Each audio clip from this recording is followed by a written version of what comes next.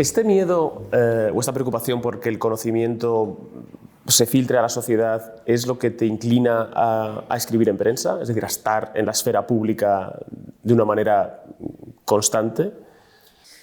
No, la verdad es que creo que mi impulso para participar en prensa es bastante visceral y no sé si muy sano, pero es un poco la sensación de, claro, te asomas a la prensa, lees cosas con las que no estás de acuerdo y dices, pues se van a enterar, ¿no? O un poco lo del redactor este famoso, ¿no? De se van a enterar en Moscú, ¿no? O sea, tienes la impresión, esta sensación de escuchas cosas con las que no estás de acuerdo y, digamos, el impulso natural es decir tú y desarrollar tú, pues, por qué no estarías de acuerdo, ¿no? Y qué es lo que a ti te parece cierto en un debate concreto.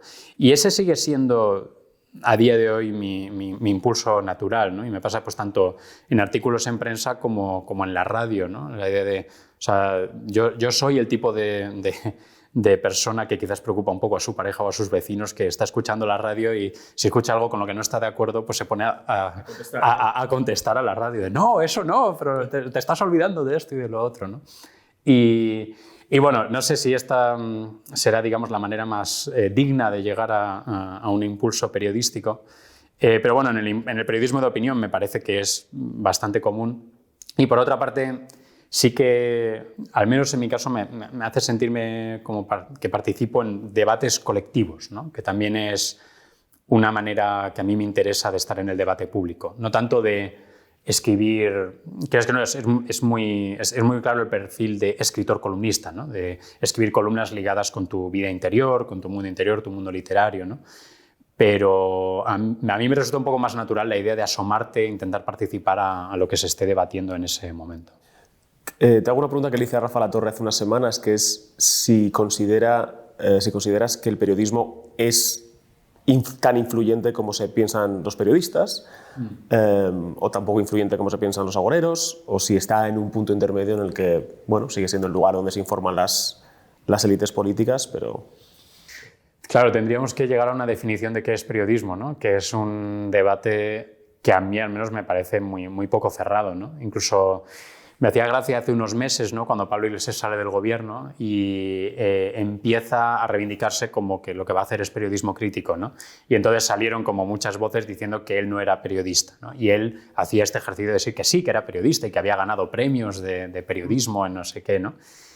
Y no sé, es interesante. Claro, ¿el periodismo de opinión es periodismo o no? Yo, desde luego, no considero que yo sea periodista, ¿no? Y en mi cabeza, digamos, lo que es el periodismo estaría acotado al menos hasta a la gente que trabaja en una redacción, ya sea de periódico impreso o de radio o de televisión, ¿no? Pero la idea de que tiene que ser...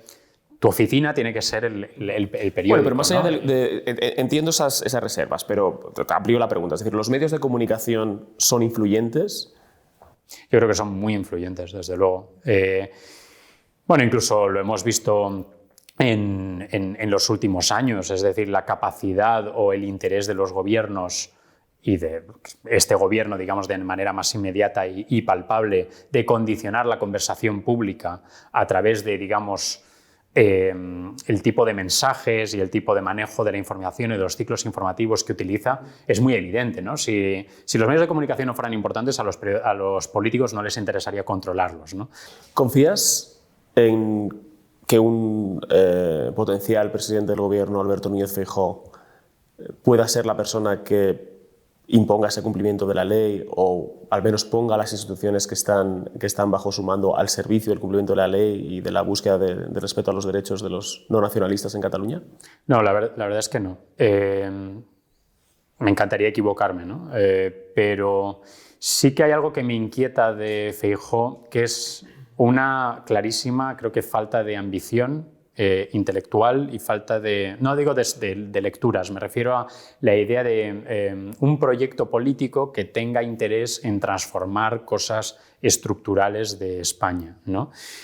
Más bien lo que Feijóo parece prometer y lo que creo que él entiende que es su atractivo, es una idea de volver a un estado de cosas más sensato, más respetuoso, más digamos, que no tenga, digamos, los espectáculos de erosión institucional que hemos visto con el gobierno actual, pero desde luego un estado de cosas anterior, no un salto, digamos, a un estado de cosas nuevo en el futuro.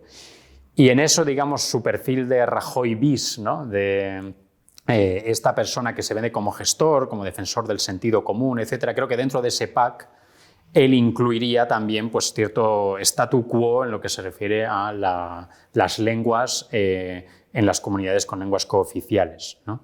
Es más, creo que esto probablemente es incluso más natural para él de lo que lo era para Rajoy.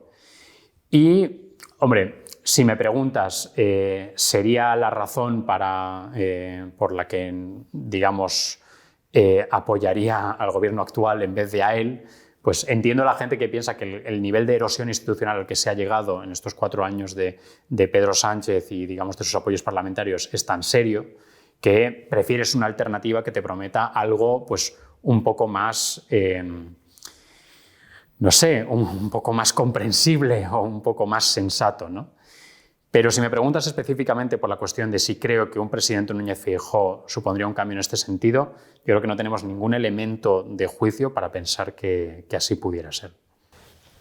¿Cómo valoras la presencia de Vox en la democracia española y su más que probable presencia ya lo estamos viendo gobernando en Castilla y León, pero su más que probable presencia en otros gobiernos autonómicos y quién sabe si en el gobierno de España? ¿Es algo que ves con preocupación o no darías ningún tipo de voz de alarma?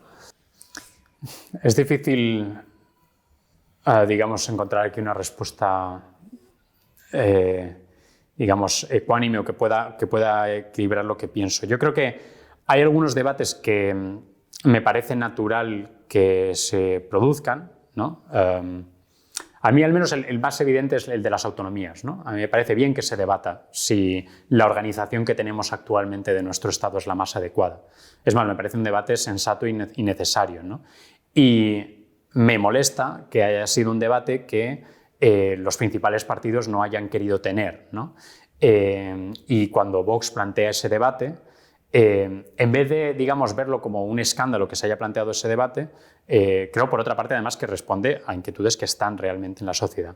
Ahora, Vox tiene derecho a abrir debates, pero también tiene que entender que la gente le puede decir que no tiene razón en esos debates, ¿sabes? Y esto es lo que a mí me molesta muchas veces de Vox, y una de las cosas de las muchas cosas en las que estoy en desacuerdo, no es solo con sus posturas concretas en muchos temas, sino que parece que les parece una ofensa incomprensible que les lleves la contraria. Que digas, bueno, vale, tú puedes debatir las autonomías o tú puedes debatir si realmente el término violencia de género es correcto. Tú puedes plantear esos debates, pero no puedes esperar que la gente te dé la razón en tu postura en esos debates, ¿no? Y no es una conspiración de las élites y no es que seamos derechita blanda, no es que digamos, seamos unas élites separadas del sentir popular, es que muchos pensamos que no tenéis razón en esto, ¿vale?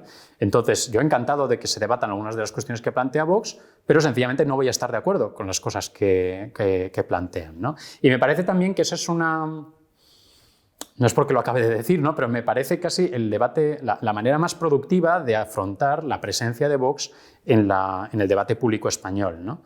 Porque si lo planteas desde esta retórica de frente antifascista, etcétera, bueno, lo único que estás haciendo es intentar cerrar en falso los debates que querría plantear la gente que apoya a este partido, ¿no? Y que, de nuevo, tú puedes pensar que no tienen razón.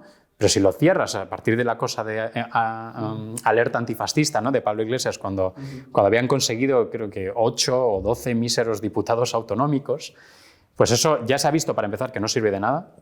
Esto es evidente. Y además, digamos, no hace mucho, digamos, por el debate en la esfera pública, ¿no? En el que, digamos, todos, al menos en principio, creemos.